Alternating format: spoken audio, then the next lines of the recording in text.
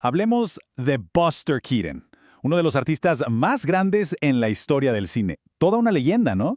Famoso por su comedia física y, por supuesto, por esa cara que no movía un músculo, su famoso cara de piedra. Vamos a meternos de lleno en la vida de un genio que, increíblemente, él mismo nunca creyó serlo.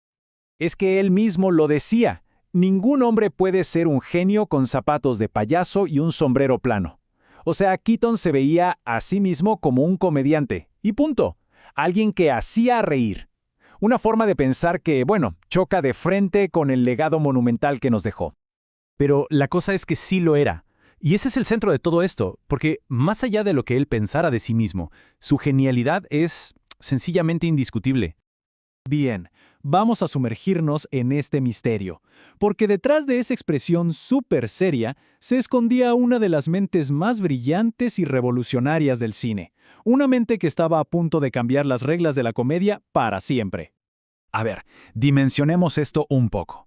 Keaton era el paquete completo. No es que solo actuaba, no. Él concebía las ideas, dirigía y además protagonizaba sus películas. Era un artista, pero también un genio de la ingeniería que se inventaba sus propios efectos y mecanismos. Es el cerebro detrás de obras maestras que todavía hoy nos dejan con la boca abierta. Ahora, para entender de dónde sale Keaton, hay que retroceder y bastante, mucho antes de Hollywood. Su personaje, esa cara de piedra, no nació en un set de filmación, nació en los escenarios, a veces brutales, del vodevil. El show de su familia se llamaba Los Tres Keatons y era famoso por su violencia. Olvidémonos de la comedia familiar tierna, ¿eh? Este era uno de los actos más salvajes del teatro de la época. Su padre, literalmente, lo usaba a él como si fuera un objeto. Imagínense la escena. Su primera vez en un escenario fue a los 9 meses de edad. Su padre lo lanzaba de un lado a otro, y a veces, sí, escucharon bien, lo lanzaba hacia el público. Fue el mismísimo escapista Harry Houdini quien le puso el apodo de Buster después de verlo caer por unas escaleras sin hacerse nada. Y ahí, en medio de todo ese caos, descubrió algo clave. Mientras más seria tenía la cara, más se reía la gente. Justo ahí nació el gran cara de piedra. Y de ese caos saltamos a su época de oro. En los años 20, Keaton le dijo adiós al vaudeville y consiguió algo soñado, control creativo total. Fundó su propio estudio de cine. Y aquí es donde su genio de verdad explotó. Su método para crear películas era una locura. Totalmente al revés. Nada de guiones detallados. Él empezaba con una idea, se imaginaba el final y después, junto a su equipo, improvisaba todo lo que pasaba en el medio. Iban uniendo los puntos con acrobacias y chistes espectaculares. Y por supuesto, estaba el riesgo físico. Keaton no usaba dobles de acción, de ninguna manera. Era un perfeccionista que se jugaba la vida en cada toma. Una vez se fracturó el cuello y no se enteró hasta años después. Casi se ahoga filmando una escena en un río. Su compromiso con que todo se viera real era simplemente absoluto. ¿Y toda esa libertad creativa en qué se tradujo? Pues en una década de pura genialidad.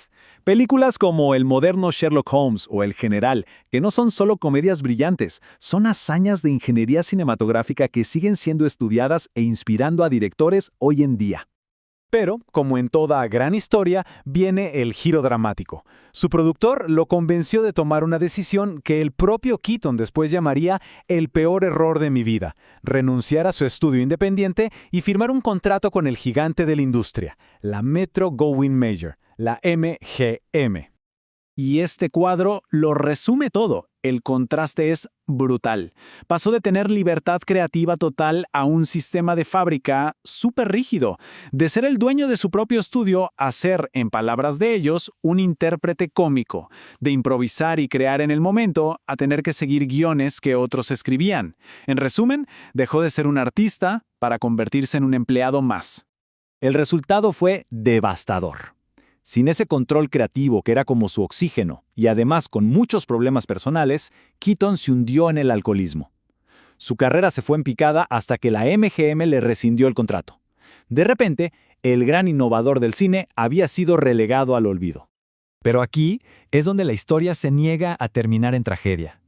Porque Keaton, contra todo pronóstico, logró reconstruir su vida y su legado. Protagonizó uno de los regresos más impresionantes que se hayan visto en Hollywood. El primer gran paso fue en 1940, cuando se casó con Eleanor Norris, la mujer a la que muchos llaman su salvadora. Luego, casi una década después, en 1949, un artículo en la famosísima revista Life lo puso de nuevo en el mapa. Ya para los años 50, sus viejas películas mudas estaban siendo restauradas y una nueva generación estaba descubriendo a este genio. La redención se completó en 1960, cuando la Academia de Hollywood le dio un Oscar honorífico. Estaba de vuelta. Y esta frase de Eleanor lo dice todo, ¿no? Muestra la conexión tan profunda que tenían. Ella fue muchísimo más que su esposa. Fue el motor de su regreso, la persona que nunca dejó de creer en su talento, incluso cuando casi todos lo habían olvidado. Y así, para cuando falleció en 1966, Keaton ya no era una figura perdida en el tiempo. Su reputación estaba completamente restaurada. Su lugar en el Olimpo de los más grandes comediantes, al lado de gigantes como Charlie Chaplin, estaba asegurado para siempre. Y nos vamos con esta pregunta para pensar. En un mundo lleno de efectos especiales, de diálogos rápidos, ¿por qué la comedia silenciosa de Buster Keaton, que se basaba en la precisión matemática, en el ingenio y en una cara que no decía nada pero lo expresaba todo, nos sigue pareciendo tan universal y tan divertida? Quizás la respuesta es que el verdadero genio simplemente nunca pasa de moda.